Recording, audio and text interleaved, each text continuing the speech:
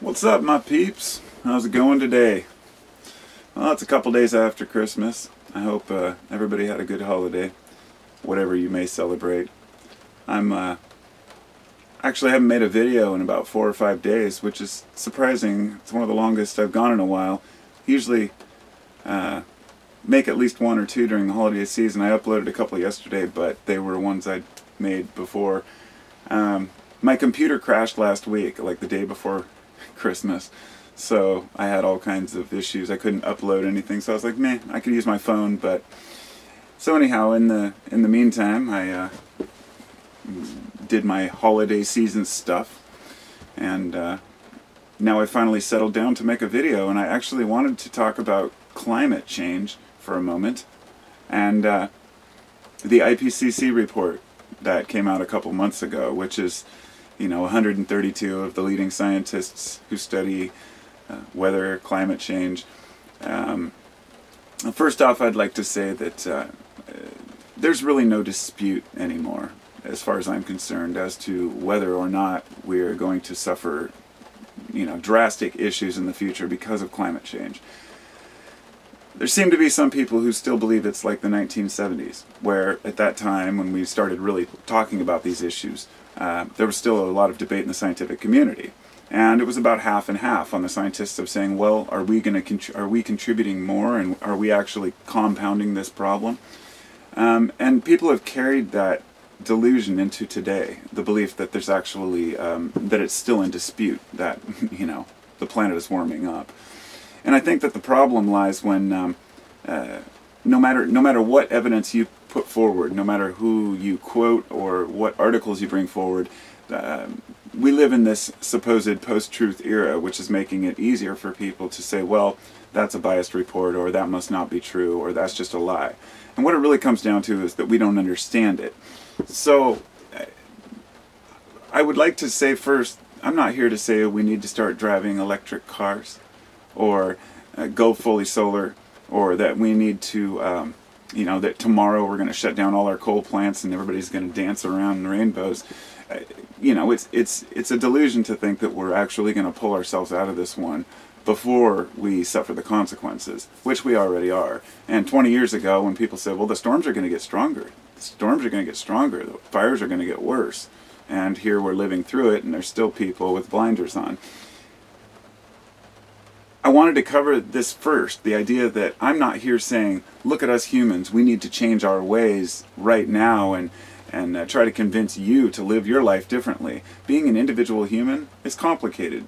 Sure, we can recycle, and we can be more careful about how much we drive, and little things that we can do, but overall, the larger enemy than any of this would be even like agriculture, and or ranching rather, with raising cattle and the amount of methane they put into the atmosphere and the amount that they pollute the water. We're not going to just stop eating meat tomorrow. We've grown so fast, and in the process we've been in denial because we have to be, in our mind, that if we admit that we are actually contributing to this problem, then that means we have to change our ways. Well, the IPCC report that came out, it said that if we want to keep, because when people look at numbers and they see this 1.5 degrees, they're like, oh, that's nothing, it doesn't mean anything, what's 1 degree? We're talking about worldwide average temperatures. It does matter, but beyond that, at this point I feel like we're just riding the wave out. We're going to see what happens. But they said by 2030, if we don't, and it's a very, huge changes. We're talking massive worldwide changes, which will not happen. I love to be positive, have a positive outlook, but I just don't see it. With the way China and India are polluting these days and how fast China's growing, there's no way that they're just going to stop in their tracks and say, okay, we're just going to, start going green. It's going to be a process that's going to take time. But even those who are, quoting and praising these electric cars and windmills, these components have to be manufactured in facilities that produce pollution. The magnets that are used in these windmills create these major toxic radioactive ponds over in China that people can't even go near. There is no easy way out. We have dug a hole so deep that the problem is the population and the amount of growth that we expect. So there's no easy way out, and we're all ignorant to the details and the complex nature of it. But we're not willing to believe the scientists who we put, our faith in, people who we consider to be authorities on a subject. So no matter how passionate a person is about something, even if a whole room of 132 scientists who are all top in their field all agree on something, there's going to be somebody who's going to say, "Oh, look, they're just bought off by the big business," as if this idea that the liberals have somehow tried to scare us into thinking that there's an illusion of global warming in order for them to sell their wares, to sell their biofuel or their solar panels. You just have to look at the obvious, just fucking so common sense. Who has the money? Who lobbies the most? And the fossil fuel industry is huge. So my point here is to say, we can't fight fossil fuel industry. We're not going to be able to just, no matter how much you point the finger and say, "Oh yeah, look, these people are the ones that are lying," it doesn't matter. Because there are plenty of folks who just want to believe what they want to believe. They want to continue living the way they live as a whole, as a society. That we say, well, and there's this other side to it though, that is really bothersome. Even though we have a president right now who called global warming a hoax by the Chinese, that's just a small part of the larger problem. We have, I think, out of Congress and the Senate, a majority, more than half of the people in there, are global warming deniers. But on top of that, a lot of these folks are religious. And I've heard people say, well, if God wants the planet to warm up, then that must be His will. Or others who believe that, well, there's going to be a rapture, Jesus will return, and so whatever happens, happens, and let these sinners, destroy themselves. These are really true opinions and beliefs that people have. People who run our country, people who run the world, that truly believe that there's this invisible God that has this will that, well, if we destroy ourselves, then it must be. It's pretty preposterous, and I'm not accusing anyone of being, like, as far as religion itself, religion and beliefs aren't the problem. It's the people who use that and go and take the dogmatic approach to things. Really, I don't think it's a religious issue so much as just saying, well, it's not my problem. And that goes along with the NIMBY attitude of not in my backyard, where everybody wants solutions to these things and everybody wants to start improving, the way that we live, the way that we behave as humans, but nobody wants to be the one to start it. Everybody wants these facilities, that will help improve our lives, but nobody wants it near them. So anyhow, what we're realizing now is that it's a domino effect. That we've always known this, but that it's so much worse than we ever could have imagined. And this is where even I just go, oh my God, we're completely screwed. Basically, to finish what I was saying earlier, they said if we don't dramatically reduce, the way that and by the way, this isn't going to stop global warming. It's just going to ease the pain.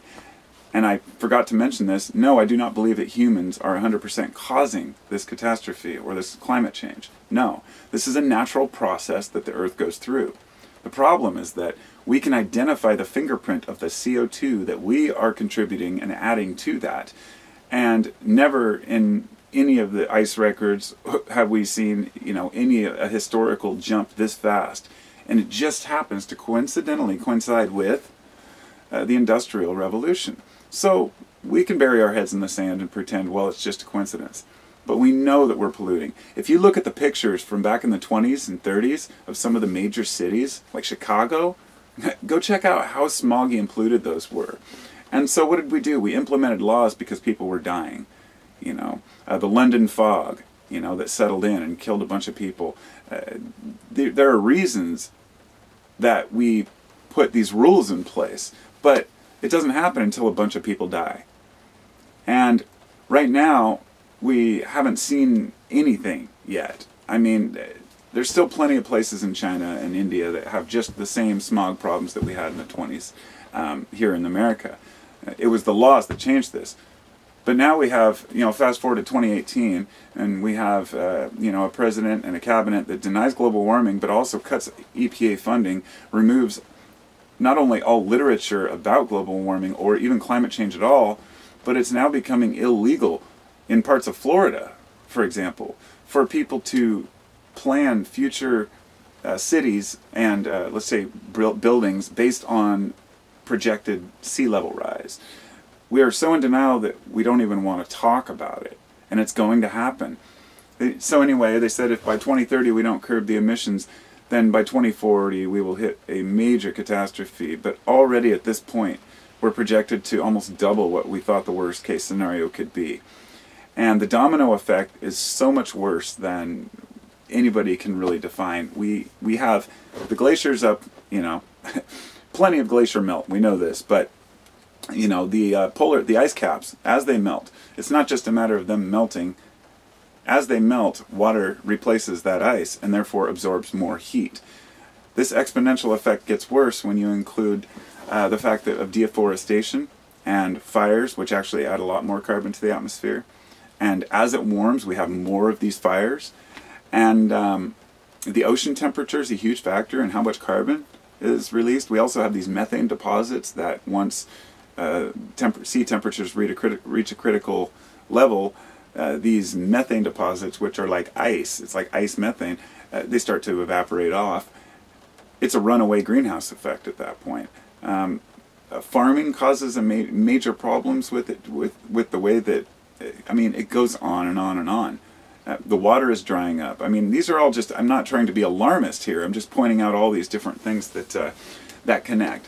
And not only that, but I guess now they're finding that the jet stream will stall when the climate warms more, and what this jet stream stalling and moving is doing is it's causing different pockets of stagnant temperature and air. It's the Gulf Stream current in the ocean is also slowing, and they said that when enough of the ice caps melt, it dilutes that Atlantic water to the point where what they call I think it's the Atlantic gyre, cannot continue its process. It's the Gulf Stream, the Gulf, and so the water sinks down there and then continues down its conveyor belt. And as that slows, as the water dilutes, that salt can't sink anymore. And these are all big things that are going to really hit hard. And the sad thing is, if you think immigration is bad now, holy shit, we ain't seen nothing yet. It's my belief that we are living right now at the peak of this society. Could be completely wrong. There are some utopians out there who believe that humanity is moving towards something much greater, and that we can continue to harbor this size of a population and still be efficient, that we can move away from these fossil fuels and other pollutants and the potential for war, nuclear war, all these things that we got ourselves into. It's easy to become defeatist about it and to want to just walk away from it all. But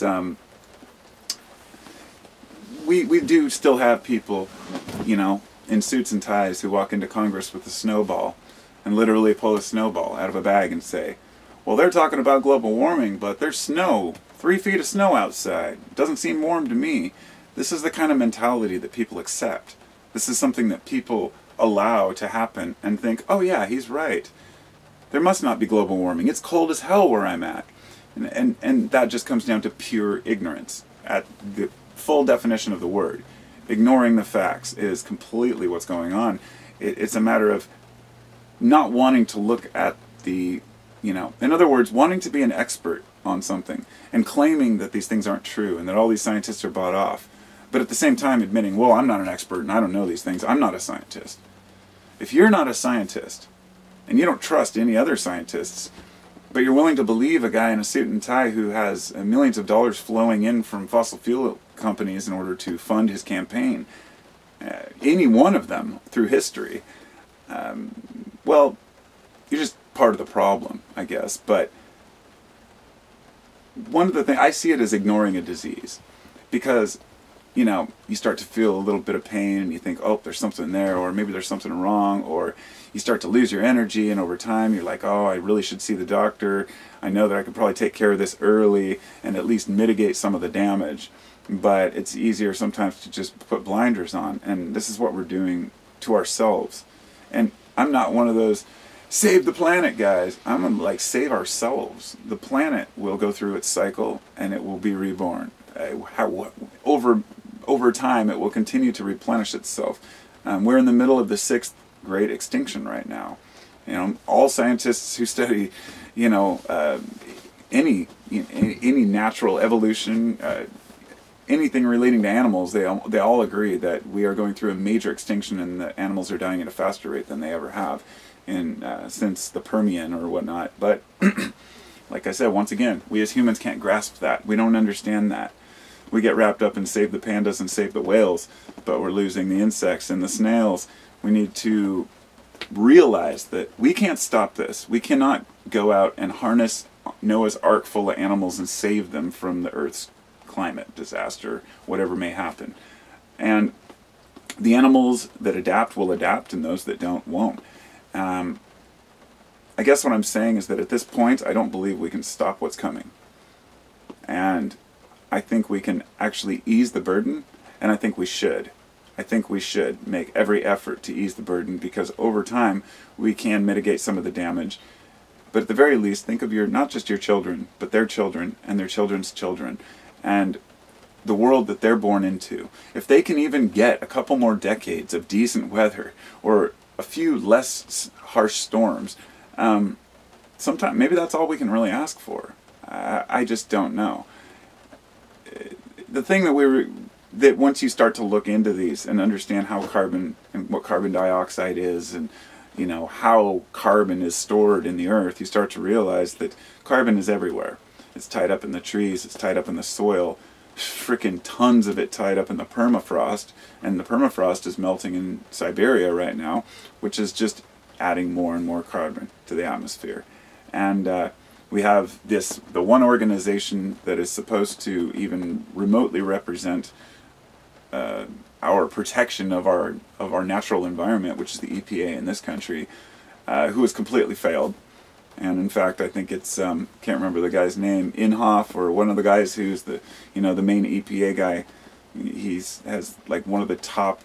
He has more donations coming into him and through history from the fossil fuel industry. My opinion is here we have somebody heading the EPA that is receiving checks from the fossil fuel industry, and so you've just got to put it all on the back burner and say politics won't save us. No electing. No matter who you elect or what groups you put in power, it's not going to change until we, as a whole, see the damage. That's my firm belief. I think that we're really going to have to get completely screwed. I mean, if you just look around at what's happening, the idea that people are still denying that we're heading into this. I was on the fence for a long time, okay? I've always believed the science, but there were a few years where I was like, okay, maybe we're not contributing as much as I thought. Or maybe we're not damaging the planet, and maybe it is a natural cycle, and well, screw it, the Earth's going to go through its cycles anyway. I had to hit a realization that, regardless, I can see the pollution. We can see the damage it's done. We can see that people are dying from smog itself.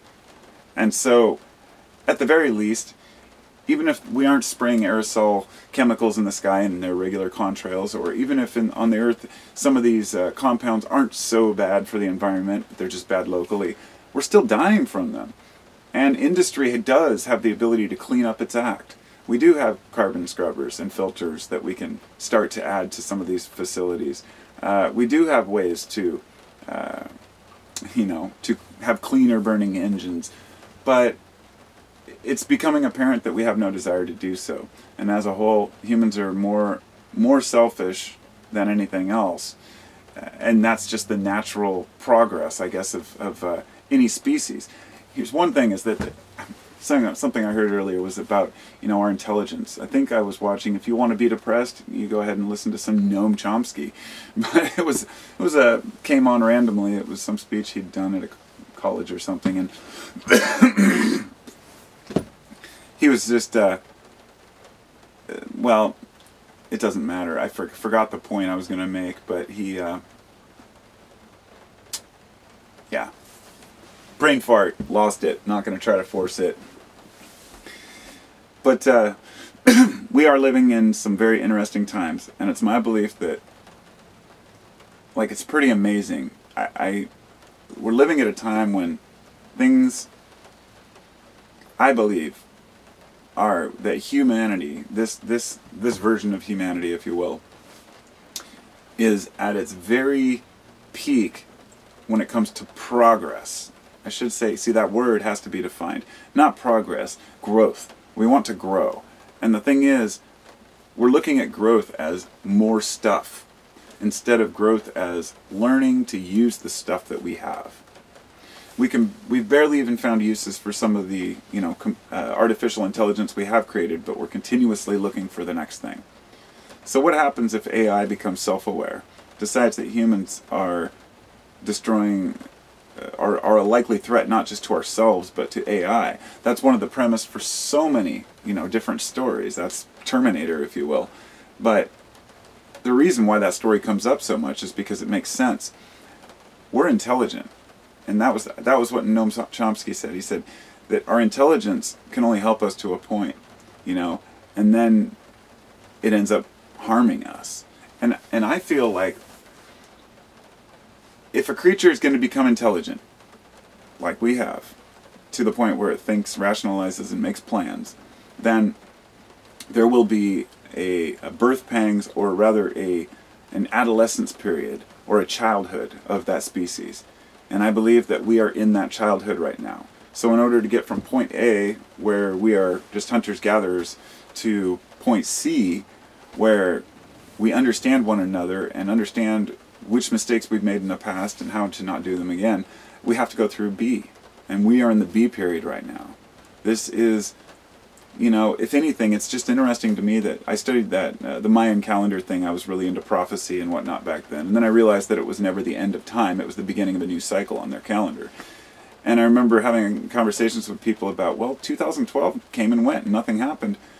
But the more I look at it, the more I think, is there a possibility that these cultures understood something? I mean, these are huge cycles. I think they're like million-year cycles for some of these calendars that go, deeper and deeper. But what exactly are we at the precipice of a change for the good or worse? I mean, that's something I just brain fart even thinking about. It's just like, I want to have a positive outlook, and I want to contribute to a change that helps the future generations.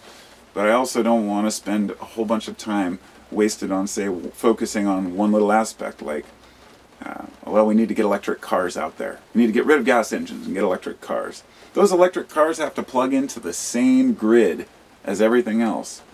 Those electric cars still have to be charged. Those batteries have to be disposed of and created and made. People overlook this. And then people will give up on their perfectly functioning gasoline car to buy an electric, thinking they're helping the environment, but really they're doing more damage by not using their other old car until it's, unusable. So many of the things that we do to try to make things better. They tear down an old style building and put up something new and more efficient. You still tore down an entire building. I mean, we waste more resources. It's unbelievable. But the idea of plugging electric cars in and having them charge on the grid means that a lot of places that's a coal or power plant that's burning in order to charge the battery. What's the other option to get away from some of this coal burning? Nuclear energy. Such a simple concept, but one that people are still scared of. And I'm sure when I said that, somebody's like, oh, nuclear energy, it's bad. Where do we store all this waste? It's time to get past that. In fact, some of the thorium reactors and the molten salt reactors, once we perfect these things, they don't melt down. What happens is, if they overheat, that heat pushes the atoms apart and then they stop reacting with one another. It's complicated. I can't explain the whole thing and I don't understand the whole thing, but enough to know that back when we started creating our nuclear reactors, the reason we chose the type of reactors, we had options. The reason we chose to build those is because with that type of reactor, we can further refine it and utilize some of the material we use to make plutonium to make nuclear weapons. In other words, there were other options for safer reactors that we could use over time. But those were used because it's what we knew and because we could still make weapons. In today's world, we could really move away from some of these things. I think that nuclear is the answer to a lot of our problems, short term. And some of these newer reactors, for those who are still fretting about all the leftover nuclear waste, there are reactors that can use old rods that are not usable in a standard reactor anymore. That means we can reuse some of our nuclear waste, which is pretty damn amazing if you ask me. But more than that, You know, the amount of deaths that are caused by nuclear waste is so much more minimal than how many people die every year from, you know, fossil fuel exposure through smoke and otherwise. But that's just one component of this whole thing. I just wanted to throw in at the end because I think it's really important. I think that, you know, it's not a, it's a reasonable idea when you consider that we've had nuclear submarines in the U.S. Navy cruising around, who could drive around for frickin' decades, if not a century, right, without ever having to, you know, come to the surface or to, well, they have to come to the surface, but the point being is these things run cleanly and efficiently on nuclear reactors, on submarines. Why do we only have them on submarines, you know? Because people are scared, and because there's a lot more money to be made off of fossil fuels, and the whole thing is just so complicated that really I don't see any answer except just to watch and see what happens. So, long video, I know. Please leave your comments, your suggestions, your ideas, and please don't leave a comment that says something like, well, you know, you're just believing what all these, you know, 10,000 scientists are telling you because, you know, they're all bought off by somebody, you know. Thing is, I've learned to feel people. When I see a group of scientists talking about these things, you can see their eyes light up. You can feel their demeanor. You can see when a person is completely immersed in what they do and is willing to quote facts and figures. And then you have that one or two scientists who somebody will interview and they'll say, well, you still don't believe that the climate's changing, and they just have this blank look. This, I'm bought off, I'm paid for one way or another. I guess it comes down to learning to feel people, but that's for another time. Talk to y'all later, and leave a comment, let me know what you think. Thanks to all my subscribers. If you're not a subscriber and you actually watched all this, then hit subscribe, then you can watch more of my long rambles. And thanks to all my patrons, my Patreon patrons. Every dollar helps, humbly, and I wish you all well. The new year is coming, so let's see if we can't maybe turn over a new leaf somehow. In our personal lives, anyway. Peace.